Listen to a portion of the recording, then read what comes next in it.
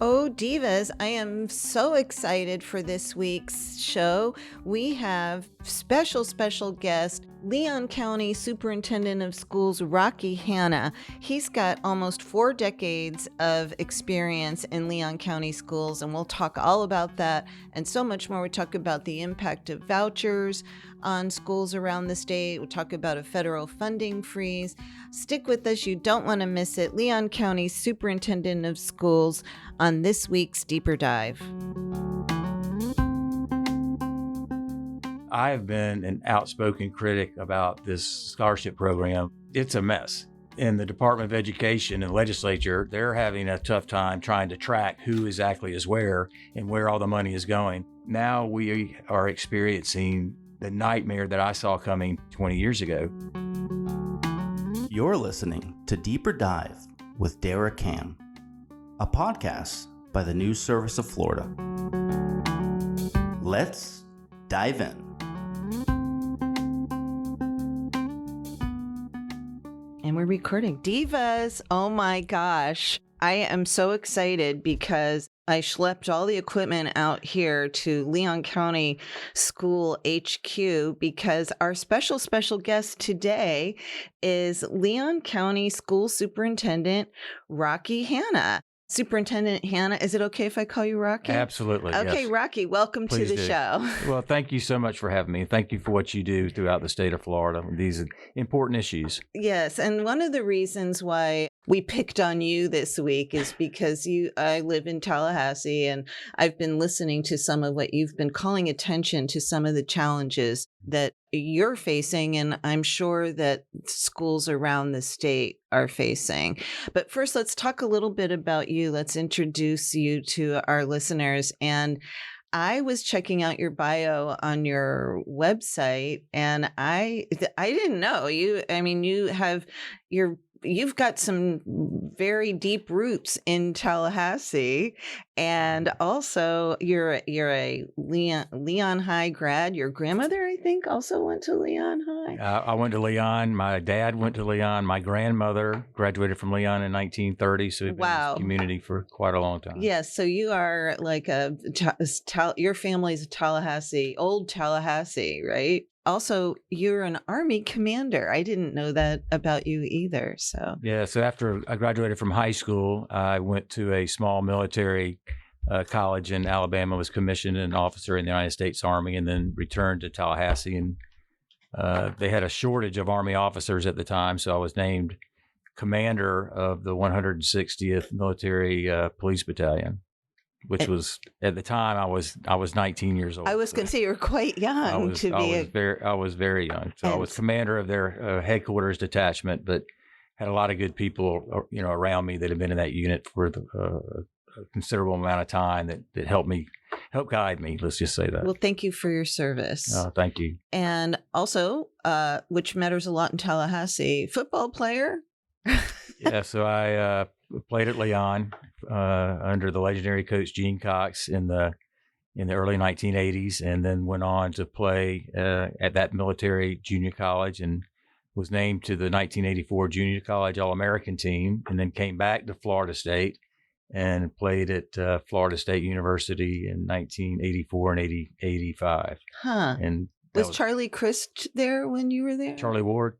No, Charlie Crist. Charlie Crist was Didn't he play football? Yeah, but he's old. He's older than I am. Oh, okay, sorry. Yeah, I'm old, but I'm not quite. And I mean, no disrespect. No. You're all young to me. Crist. What do I know? No, I was proud of Charlie Ward. If you want to, Deion Sanders was a freshman my senior year. Okay, I do remember that. I am like the only person in Tallahassee who knows nothing about football. So you can see I just totally flubbed it right out of the gate. So don't hold it against me.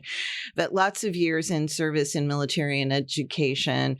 I guess that sort of discipline probably helps you as somebody who was in the classroom and as an administrator. It has that, the leadership traits that I was taught with my experience with the United States Army has certainly carried over and helped guide me, and, especially in my current role now as superintendent of schools. But as you mentioned, I'm a product of our public schools. I've been with our district now 38 years. I started my career as a hall monitor at the very bottom of the organizational chart, you'll see hall monitor. I made just over $3 an hour.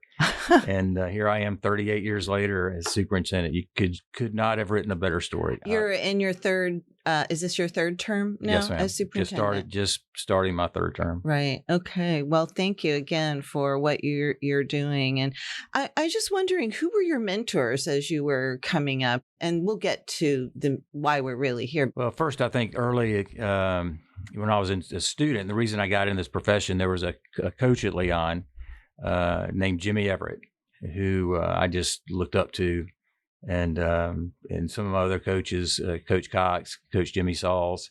My father, unfortunately, died suddenly at the end of my junior year of high school of cardiac arrest, and I was the oldest of 3 children. My mom was a stay-at-home mom, had been a nurse at Tallahassee Memorial Hospital, but I was really close to dropping out of school to help provide for our family, for my little brother and my little sister. And had it not been for Jimmy Everett and Gene Cox and Jimmy Sauls to convince me, Rocky, you need to finish high school and then you can provide for your family. Now is not the time to do that. This community will step up and help. And I did. I graduated from high school. I went to that junior college on a scholarship, commissioned an officer in the Army. My mom advised me at the time that I should pursue a degree in business. So I did as my mom said. She said, you get a degree in business, you can get a good job, raise a family. And so I did. I ended up graduating with a business degree from Georgia Southern College and moved back to Tallahassee and started interviewing for jobs in the field of business and just wasn't happy. And my then fiance at the time said, well, Rocky, if you could do anything you want in life, well, what do you want to do? And I said, I really want to teach and coach kids. And she said, well, let's figure out how to do it. So I took that hall monitor job at Leon. Right. I went back to night school at Florida State to earn my teaching credentials.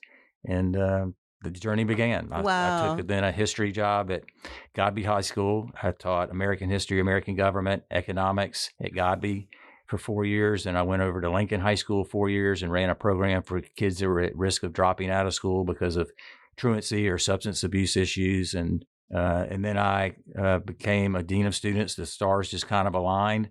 Bill Montfort was elected superintendent of schools in Leon County. Montfort. Yeah. Bill Montford's Jane Montford was my daughter's kindergarten teacher at Gilchrist. Yeah, small world. And he is still one of my mentors, one of my idols, one of my heroes. Yeah. Just a great man. But the stars just aligned, and he became superintendent. And then I ended up as the dean of students at Leon and stayed at Leon 15 years as an administrator and principal, and then before becoming superintendent. It's so amazing how the impact that teachers and coaches have on young people that, and the kids don't realize it at the time, but there's so many times when I'm talking to people and I ask who shaped them or who helped them become who they are. And I can't even tell you the number of times that it's a teacher, or particularly for men, as coaches. Yeah, and there was another teacher that I had, Dr. Linda Teague, who's now a dear friend of mine, who just celebrated her 80th birthday. But she was my psychology teacher my senior year and really helped me deal with the stages of grief and dealing with my father's sudden death. And had it not been for her, I mean, she was another one of those people, those angels that kind of step into your life and help pull you through those difficult and challenging times. Yeah. Wow.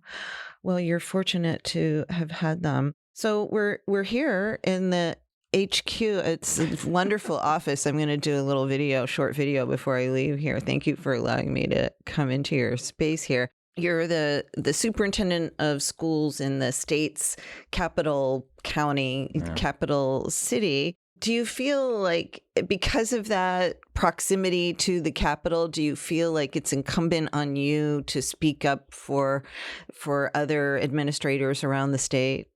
Not necessarily because of that we're in the capital. It's just what I do. I feel like my job, first and foremost, is to protect our children from harm, to protect our children and our employees from harm. But another very critical role, I believe, is me advocating for our traditional public schools, to properly fund our public schools and to give us the resources we need to shape the future of the state of Florida, which is our children. And in Leon County, that's over 30,000 kids are going to come back to school on August the 11th. And we need to be positioned and funded to provide those kids a high quality and enriching education. And unfortunately, the legislature over the last several years now has not made funding traditional public schools a priority. And I have been an outspoken critic. You have been. Of the voucher program and other things that are diverting money away from our traditional public schools. And that's why we're here, because we are getting back to school, just a couple weeks away as we're recording this. You also kind of have a unique perspective because you're around these densely populated rural communities. There's been a lot of headlines, not just in Leon, about funding for schools. And I think I'd like you to explain to us, because I was a little confused about this until I was reading one of the stories about what you were saying. Can you talk about the federal funding issues and the state funding issues? Sure. Why don't we start with the state funding? Sure. Our public schools throughout the state of Florida are funded through the Florida Education Finance Program, which presents a level playing field no matter what county or district you live in. It could be in Leon County or in Bay County, Alachua County, Miami-Dade. It's a funding formula set up to ensure that communities and school districts, whether they're in rural communities or suburban areas, are funded equally.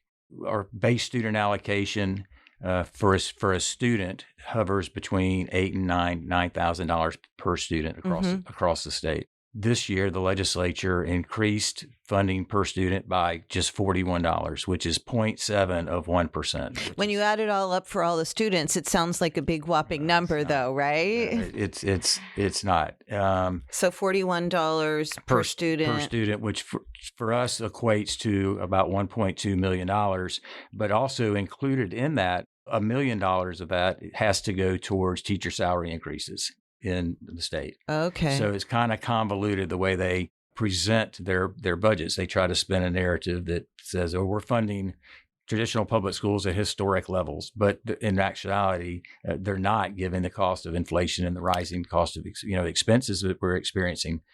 So with basically the same amount of revenue, we have expenses that are exceeding $6 million. Our health insurance costs went up by 8%, which is $3.2 million. Our contract with the Leon County Sheriff's Department for deputy sheriffs in our schools went up by $400,000. Our contract with the Leon County Health Department for school nurses went up $400,000. The cost of utilities is going to go up $700,000. So when you add those additional costs, it's over $6 million.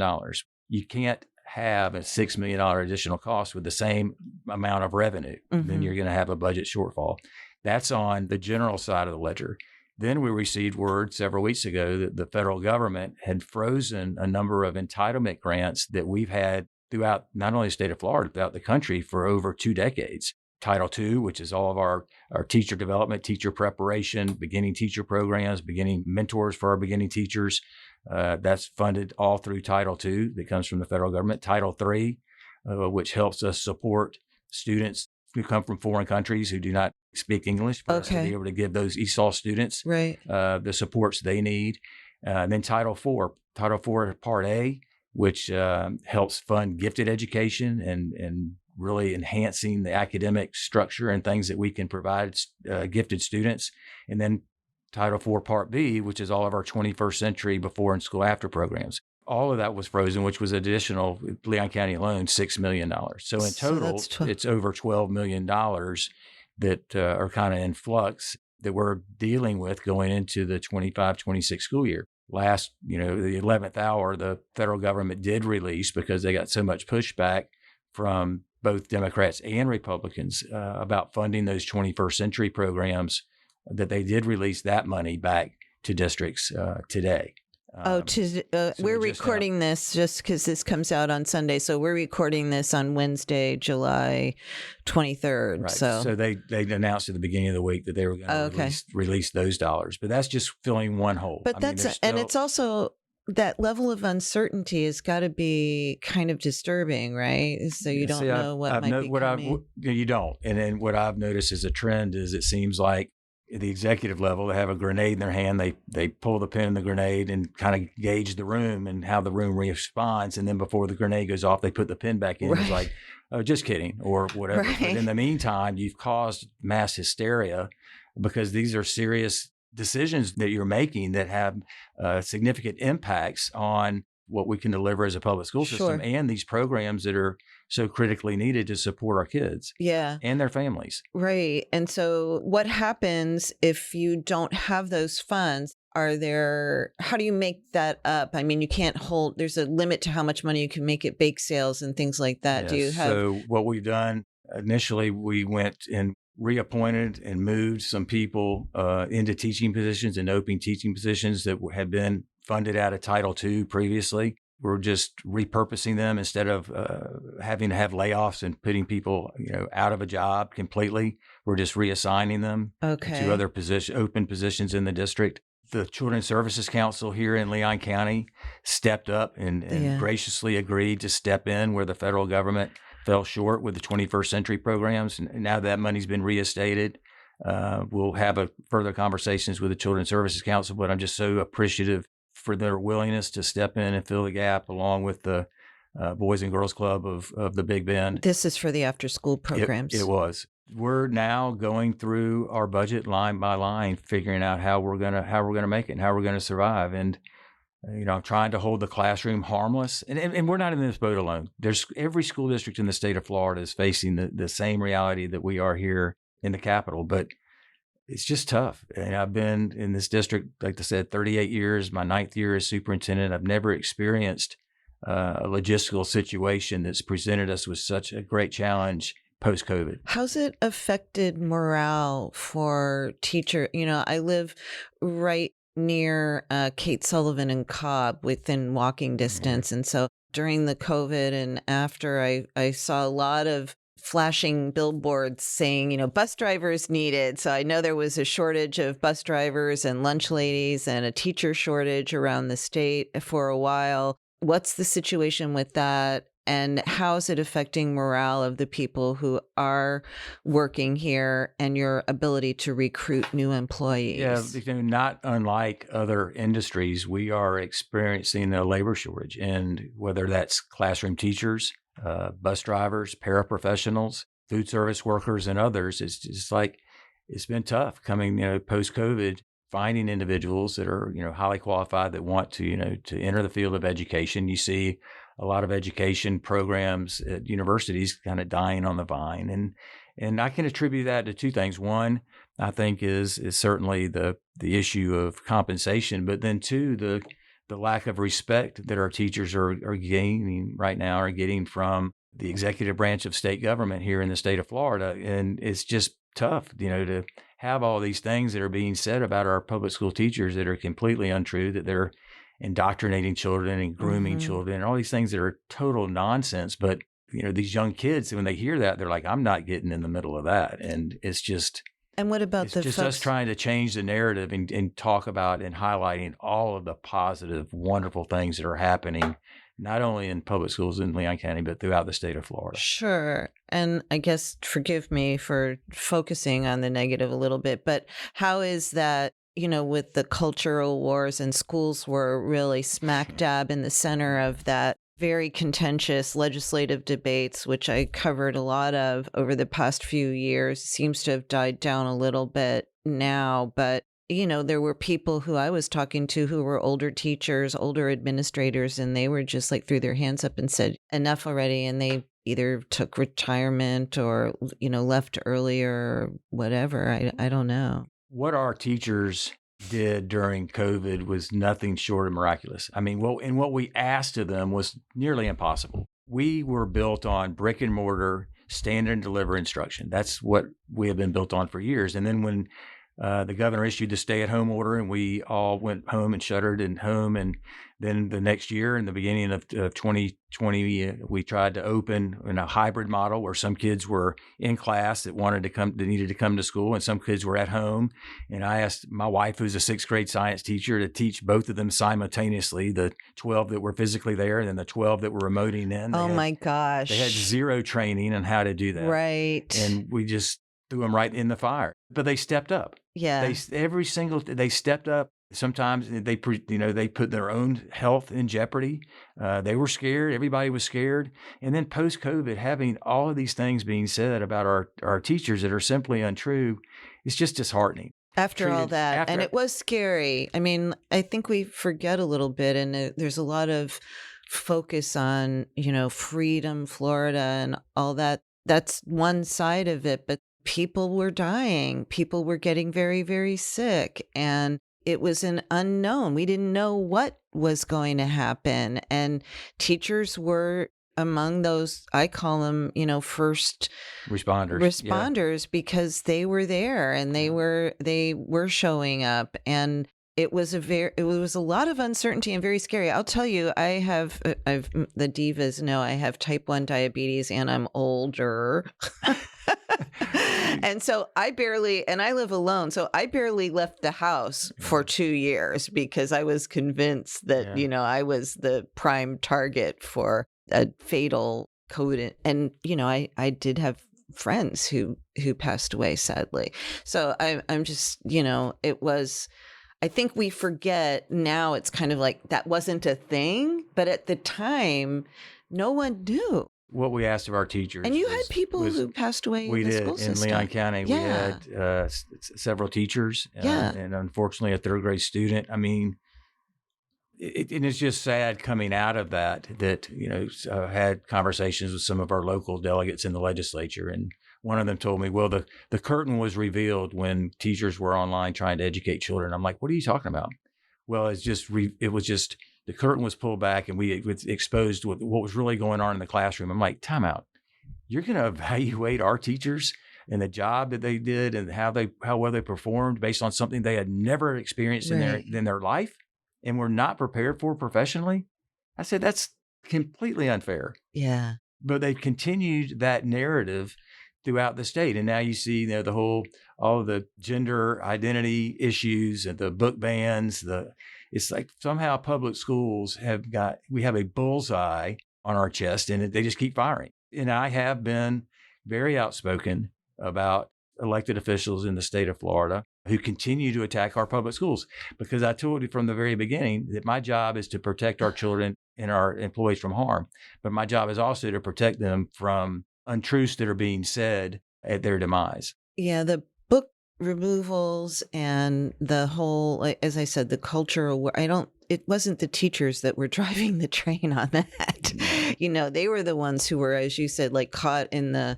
No, and here locally, I had one of the board of the Parents for Liberty, the Moms for Liberty group sent a letter to the governor about my removal and all of this other nonsense. So you did have a target on your back. Yep. And it's just sad. And I'm a Floridian. I've been in this state, in this community my entire life. I never left. My brother and sister left and went to Atlanta and pursued careers there and raised their families there.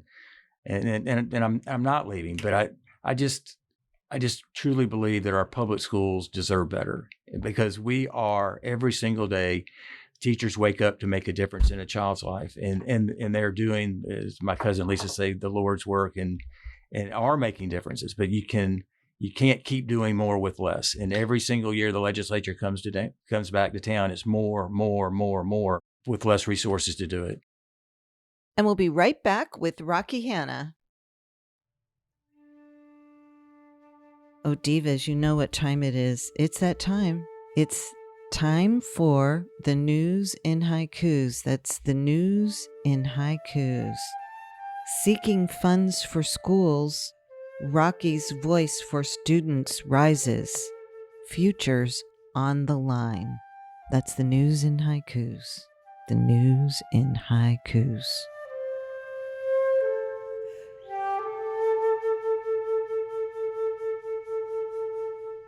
Don't forget, we'd love to hear your haiku. You can slide them into my DMs, or you can send them to podcasts, that's podcasts with an S, at e.newsserviceflorida.com. Wherever you're listening, please don't forget to subscribe and give us a rating if you like what we're doing. And yes, we're back for All Things Education, All Things El-Hi, with Rocky Hanna, Leon County Superintendent of Schools. One of the things that the legislature did is that we have now a universal voucher program. So I wanted to ask you, he's shaking his head, Divas. You can't see him, but I'm sitting across the table from him. He's shaking his head. I wanted to ask you about the impact that's had on schools here in Leon County and what you've heard anecdotally about the impact around the state. Are students leaving to go to private schools, or in your experience, is most of that money going to underwrite tuition for people who already were attending private schools? And what is the financial impact? Like, is the money leaving the system? It's a little bit confusing because I heard there was talk during the session about where the money is going. Is it following the child? And so maybe you can clear that up for me. It's a mess. And in the Department of Education and legislature, they're having a tough time trying to track who exactly is where and where all the money is going. I have been an outspoken critic about this scholarship program for over 2 decades. Scholarships equals vouchers. Correct. And So- and but I have to give the people that set it up credit. They started with McKay scholarships, which were scholarships for students with special needs, that if a school district could not meet the needs of a child, that those parents would be given resources to help them find programs that could meet those needs. Who could argue against that? You really couldn't, and I get it. Then they went to low socioeconomic families, offering them scholarships, and you had the commercials, "Please don't take my scholarship," with the kids crying, and who could really argue against that? I had a conversation with then Commissioner Corcoran when he first became education commissioner. Richard Failure Factories Corcoran? Sorry. And I did it to offer, I'm sorry. really to offer the olive branch, welcome him to Tallahassee. Right. And, I couldn't resist. I apologize. No, don't apologize. You're apologizing to the wrong person. But I wanted to have a conversation with him. I said, where does it end? And he said, well, Rocky, it ends with a hairdresser and a mechanic. And I said, what does that mean? Middle income families. We're going to stop with middle income families. And I said, I gave him all the reasons that I was opposed to the program, and we just agreed to disagree. And I walked out the door, and either he knew the truth that wasn't going to stop until he got where we are now. With it doesn't matter how much money you make, whether your kid's ever been in public school or not, it's a voucher for everyone. Or he thought it was going to stop at a middle income family, and the train just kept going. One of the two, either he was lying and he knew it, or he was just mistaken about their agenda. Right. Well, now we know. Now we are experiencing the nightmare that I saw coming 20 years ago, and we just got a new calculation from the Department of Education yesterday. Over $3.8 billion is going to fund private and homeschool programs. And a lot of these kids, they've never even been in public school. So it isn't like they've been in public school. This is within the Florida education system? Correct. $3.8 billion. $3.8 billion. And I mean, that's a lot. That's some coin. And you wonder why the state of Florida ranks 50th in the country in average teacher pay. There's just not enough money to fund two parallel programs, to properly fund our traditional public schools, and then also fund at nearly $4 billion all of these private schools. There's just not. And what we're seeing here locally is mom and pop private schools. We have 40 private schools now in Leon County, and they're continuing to grow because they're being funded with taxpayer dollars. That was my concern. And just think about, if you own a private school, and let's say your tuition is $10,000, but now you get an $8,000 voucher from the government, what you can do effectively is lower the cost of tuition for parents to $5,000, get the $8,000 voucher, and then have more money to operate your school. And so what I've painted. I don't know. My grandfather would call that a racket, but that's okay. No, it certainly is a racket. Listen, my parents, for kindergarten and first grade, sent me to a Catholic school here locally, to Blessed Sacrament. And something happened at the end of first grade. Either my dad ran out of money, or the nun said the Hanna boys got to go. And off to I bet it was the former, not the latter. And off to public school I went. But there was never an expectation from my parents that taxpayers would pay for me to go to Catholic school and to go to Mass on Wednesdays and all these other things. There just wasn't. If we didn't want to go to private school or public school, and then parents knew that that was going to be their responsibility to pay for it, because there's just simply not enough money in the state to fund 2 parallel programs. And now, have you ever seen the movie The Perfect Storm with George Clooney when they're on Is that the one about I read the book, but I didn't see the movie. Right, but yes. So that when they're on a fishing vessel and they go out into the ocean, and they had the perfect storm was a hurricane moving up the East Coast, and then a nor'easter that was coming down out of Canada, and the boat was trapped in between the hurricane and the nor'easter, and it didn't end well, right? And so now what you see in the state of Florida is, for public schools, it's almost like the perfect storm, that we're on that boat. And from the hurricane coming from the south are all of these horrible things that the governor and other officials are saying about traditional public schools, or what they're terming now, Randy Fine is terming government schools, what the government schools are indoctrinating kids and grooming kids and all these horrible things about our teachers. And then the nor'easter coming down is the voucher program. So if you don't like all this stuff that's going on in the public schools, here's a voucher, and you can go to the private Here's Christian the school, shiny object. exactly, down the street, and the taxpayers will continue to fund it. There's just not enough money, which is why we are experiencing what we are today with a budget shortfall and the freeze from the federal government. There's just simply not enough money to send $3.8 billion to private schools throughout the state and to properly fund our traditional schools. Well, because are you losing students to the... So because of these things that are being said, and because of the opportunities for parents, some parents are going, and words matter. What comes out of the governor's mouth, those words matter. And when he says that teachers are indoctrinating kids and turning girls into boys and boys into girls and all this nonsense, oh my God, the governor, I can't send my kid to the government school, it's to scary. the public school. It's scary. So, and they're going to give me the $8,000, and I'm going to send my child to this little private school where they won't be indoctrinated and they won't be groomed, and all these horrible things won't happen to them. It's just... Or you're going to homeschool them, and you can use that money to buy kayaks or whatever. Go to Disney World. Yeah. Right? Yeah. I mean, and in addition to that, there is an entire chapter of Florida statutes that govern public schools for accountability. And I get it. We are held to a very high standard when it comes to teacher certifications, endorsements, there kids taking state assessments. So our schools are graded. There's all of these things, all these security measures that we have to have in place. There are zero accountability measures when it comes to private schools. So we're diverting $3.8 billion of public school money that could be public school money to private schools with no accountability. None. Their schools aren't graded. Their kids don't have to take the same state assessments. Their teachers don't have to be certified. Their schools don't even have to be accredited. So it just makes no sense whatsoever. And so we won't really know what the outcome is on student performance or and achievement. Kids, and we see a lot of that. The kids are making straight A's in the private school, and they come back to us and they're way behind. Are they really? Yeah, they're very far behind.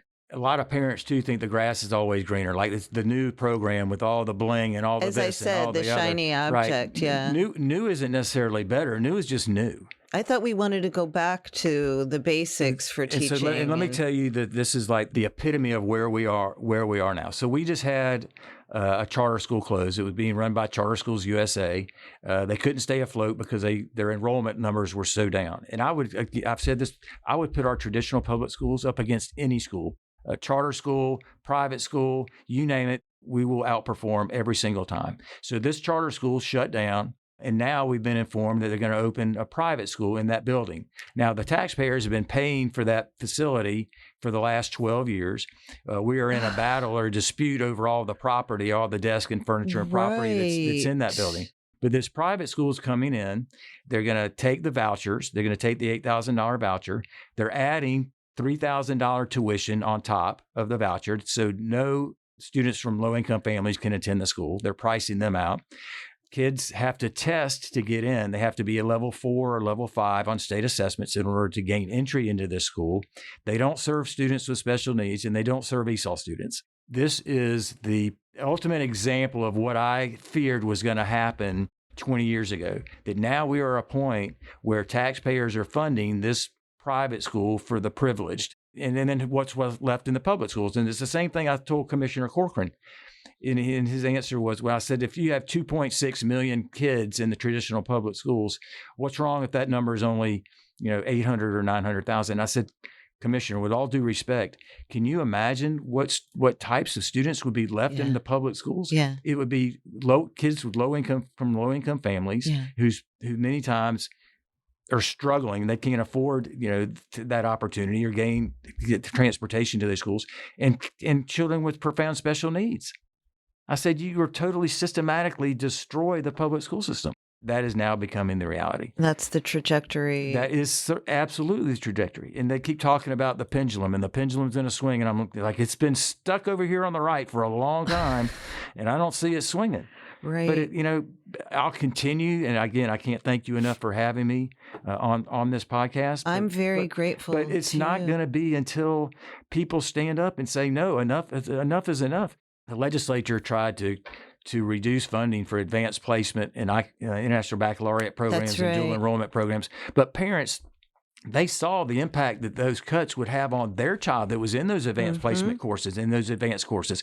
So guess what? They went to the Capitol, and the legislature did a 180, and they said, let's don't do that. Let's cut the base student allocation instead.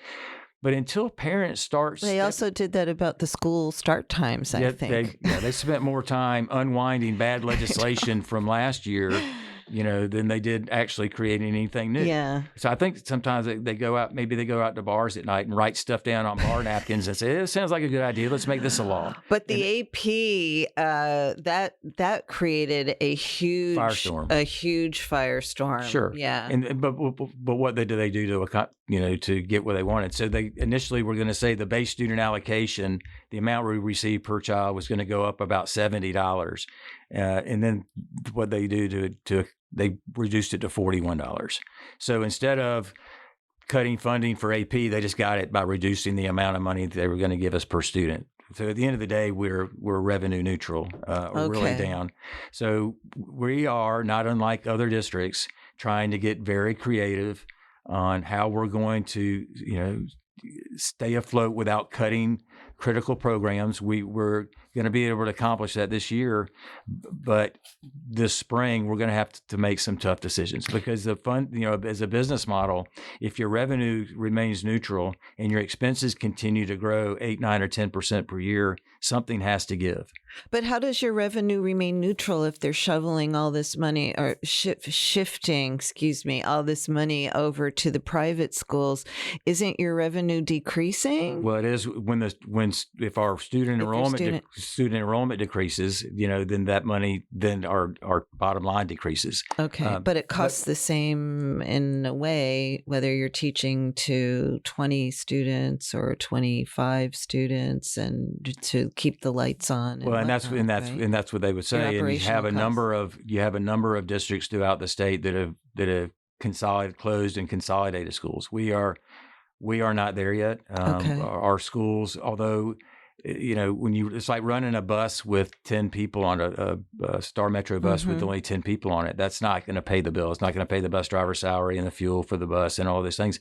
Running schools at less than 50%, 60% capacity is also not sustainable, which is what happened to that charter school. They were running at about 35%, and then they just couldn't pay the bills.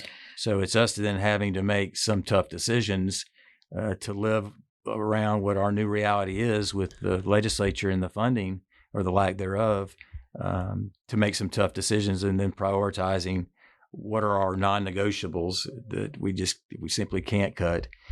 But given all the requirements from the state as well that are unfunded mandates, that also makes it a little more challenging.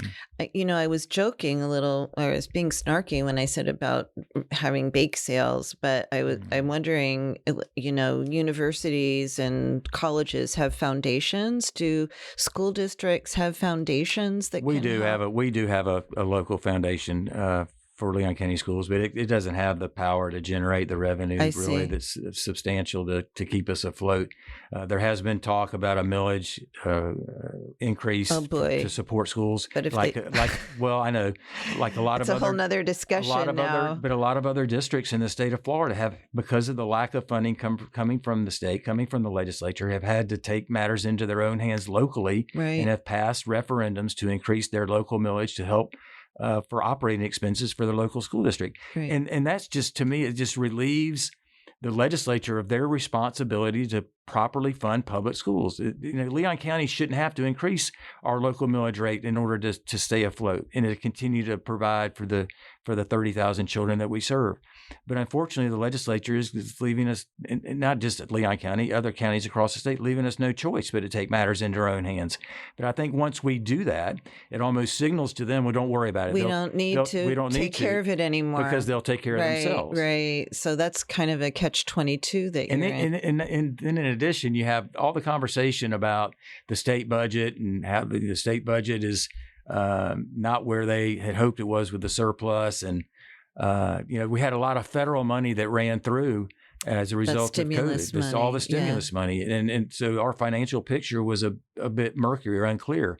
Well, all that money is gone now. And so the state of Florida, not like other states, are like, oh my gosh, we don't have as much money as we thought we did. So we can't give education the increase we maybe had hoped or wanted to. But then on the other side, the next sentence is, oh yeah, but we're going to eliminate property taxes. And we're going to reduce the sales tax. I'm like, well, how can you have a budget shortfall and then talk about eliminating your source of revenue? Yeah. It doesn't make sense. No, but it helps people get elected or reelected. That's what I was just going to say. Or right. positions other people that are close to that person to get elected. Yeah. It makes for good campaign sound bites. Let's say that. Yeah. No property taxes. Yeah. Well, we're going to do away with it. Local school districts and local government's going to run. Right. We're going to operate. Yeah. It's a We're going to complicated. increase the sales tax to 15%. I mean. The tax issue is really. We're going to be spending a lot of time talking about that over the next year. I promise you that. I wanted to ask you about, if people want to, you were encouraging people to reach out to their legislators It makes a difference. I can't tell you the times that I'll get calls, and I'm not going to name names, but that I'll get calls from people in the legislature. Rocky, why are these parents calling? What's going on? I mean, those phone calls matter. Them going and speaking to their local delegates and people in Leon County, you know who I'm talking about. You know who they are, both in the House and the Senate, right? I can identify who their locals are. But in the governor's office and the Florida Department of Education, which is supposed to be, to support public schools. Yeah. But at times, and unfortunately, there are a number of other superintendents across the state. Or it's Rocky will be our voice. Rocky will be the one that'll go out that will speak truth to power, that will say the things that needed to be said because they hesitate. A lot of them are worried about their careers. They're appointed by their local school boards. They don't want to get out of line and say something whether they're politically that could elected or jeopardize. appointed. They're afraid of being either removed. They are. I mean, we've seen that's something that happens now, and the superintendent or being turnover, primaried. I'm one or of, not primaried because are they now?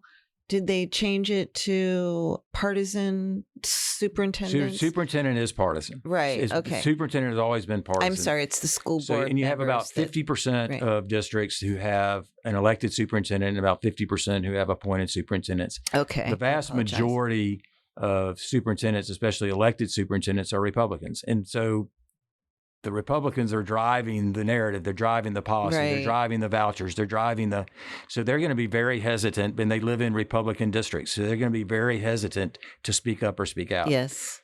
I don't. I live in a very that's liberal, what I was democratic. Yeah. And that's why I never left. I love this community. But but at the end of the day, right is right and wrong is wrong. This shouldn't be a political issue. It should be, what are we doing or not doing to support the future of our country and the future of our state, which are the children that we serve from ages kindergarten through 12th grade in our public schools. Right. Why would we jeopardize what we know are going to be the people we're depending on to take care of us and to take care of others for the future? What are your, thank you for that. And I'm not watching the clock, so you're just going to have to tell me when. So what are your top 3 concerns as somebody who's been doing this for quite a while? What are your top 3 concerns right now? And what are your top 3 suggestions? Well, one of my biggest concerns right now is serving our ability to serve students with special needs. We are seeing and have seen post COVID a lot more aggressive behaviors with students with special needs, and we just need more resources. Yet our funding level from the state, our categorical, has remained neutral. The IDEA funding that we receive from the federal government has actually decreased by several $100,000. So us trying to serve those kids has become very challenging. And then recruiting teachers and paraprofessionals that are willing to step up and step in and help those children. And that is and I spoke to our local delegates and other people in the legislature and our lobbyists about this. But it's a growing concern across the state of Florida, and I would venture the country, students that are identified with profound special needs and our ability to serve them and to help them. Is that different? I mean, because I've been hearing talk about there's an increase in children who are autistic or are on the spectrum. Are we talking about a different cohort of children there? And is that true? Is that just like, are we doing more testing, or are we seeing more children with special needs? So in Leon County, we have between 15 and 20% of our students are students with disabilities. Wow, that's a lot. And so, but we have seen again an increase in some kids that may be nonverbal, but they have very aggressive behaviors. And some of the things that our teachers, you just would be, it brings tears to my eyes. There's a special place in heaven for the individuals that are doing some of the things they do every day to help these children. Yeah. I have a friend whose son is profoundly autistic, and he goes to school in Georgia. So I am very familiar with what you're talking about with these teachers are kind of like angels, they're very special individuals. But you go across that state line in Georgia, I mean, it's just from their facilities to the way they pay their educators. They value public schools and they value public education. He has had an aide. He has had like his own person since he started school. I think so that is a challenge. Another challenge for us is in the the area of school safety and school security. Thankfully, the legislature unwound some of the things that they brought into play about how long we have to have armed officers on campuses and all the locked doors and locked gates and I mean, I get it. But at the end of the day, if someone has bad intentions and is bound and dead and determined to do something, they're gonna commit an act. And we have gone so far in hardening our schools and ensuring that we have armed officers in our schools. I was very outspoken about the Guardian program and arming teachers and arming school staff. To me, something can go horribly wrong by doing that. But we have committed significant resources to ensure for the safety of our children from the time they leave the house until the time they get home. But that has become increasingly challenged as well.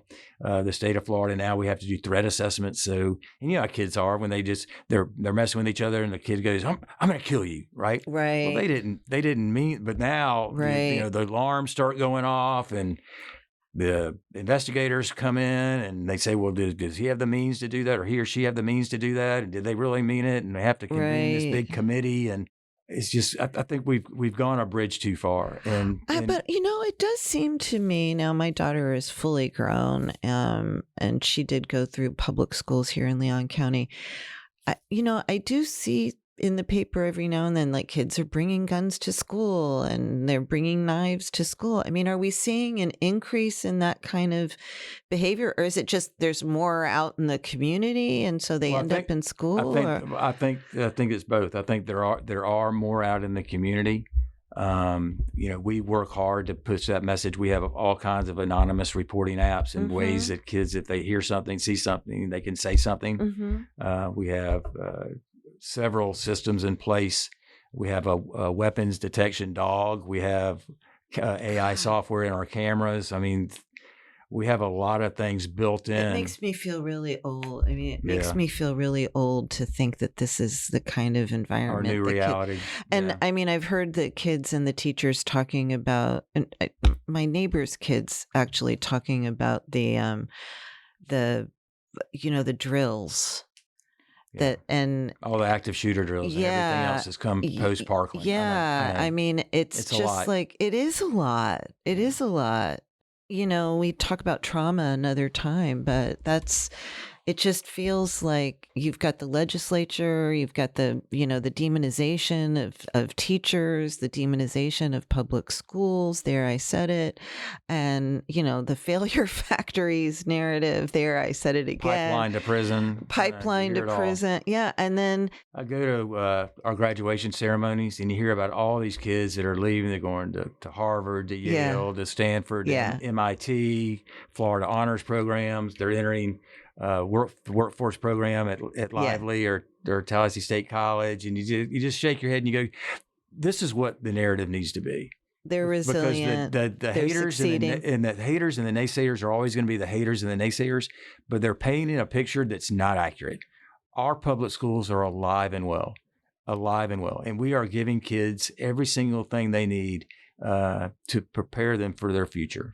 And I'm just so proud of our school administrators, and the public school system here in Leon County is very healthy. And that's why it's been hard for charter schools to compete. And it's nothing that I did or the person before me or the person before them. It's because we have wonderful school leaders and amazing teachers like my wife, Christy, who wakes up every single day to make a difference in a child's life. Well, that's a great note to end our chat on. Is there anything else that I didn't ask you about that you'd like to? I just want to say thank you and encourage all of your listeners to please, if we don't start speaking up and standing up, our public schools are going to look very different in 10 years than they look today. And it's incumbent upon us to advocate, to join forces to advocate for the school districts that serve over 85% of the students in the state of Florida.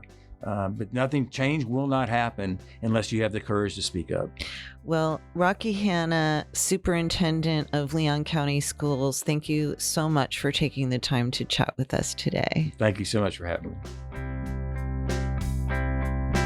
Thanks for listening to Deeper Dive with Dara, a podcast by the News Service of Florida. Hosted by News Service senior writer Dara Cam and produced by me, Mike Exline. Music for the podcast was recorded by Periodic Labs, LLC.